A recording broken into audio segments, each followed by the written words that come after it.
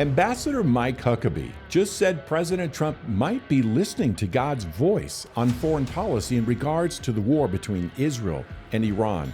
He said this: "You have many voices speaking to you, sir, but there is only one voice that matters, His voice. I am your appointed servant in this land and am available for you, but I do not try to get in your presence often because I trust your instincts. No president in my lifetime has been in a position like yours, not since Truman in 1945.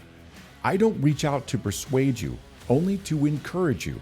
I believe you will hear from heaven, and that voice is far more important than mine or anyone else's." Check the mic and make sure it sound right, boys.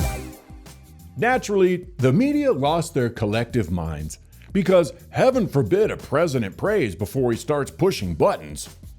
But let's be honest, Trump's instincts almost prophetic. He told Europe to stop relying on Russian gas. They laughed. Germany will become totally dependent on Russian energy if it does not immediately change course. He moved the U.S. Embassy to Jerusalem. They predicted World War III. He slapped tariffs on China. They called it reckless.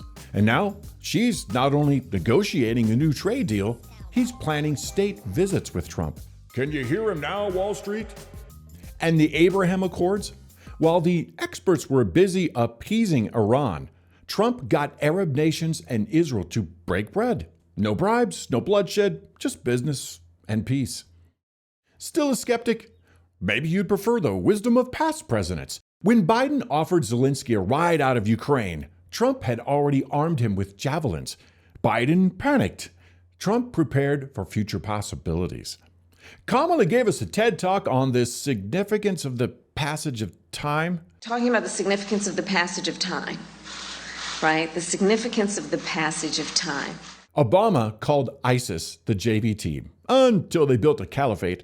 And Bush, he took us into Iraq over WMDs that didn't exist. The main reason we went into Iraq at the time was we thought he had weapons of mass destruction. It turns out he didn't. While Trump, 5 days in, called the whole thing a mess. By 2004, he was already warning, the second we leave, the toughest guys take over. Sound familiar? Because whether it's divine guidance or just Trump being Trump, the scorecard doesn't lie. So when Mike Huckabee says Trump might be hearing from above, maybe it's time we stop mocking and start listening. Listening to his voice more than Trump's rhetoric. It sound right, boy. And maybe that's the point.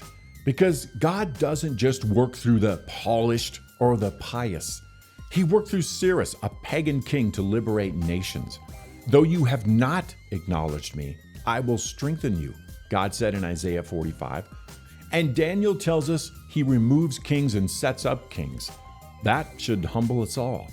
So before we accuse, mock, or pretend God's hands are tied by our politics, maybe we should ask, what kind of government does God actually bless?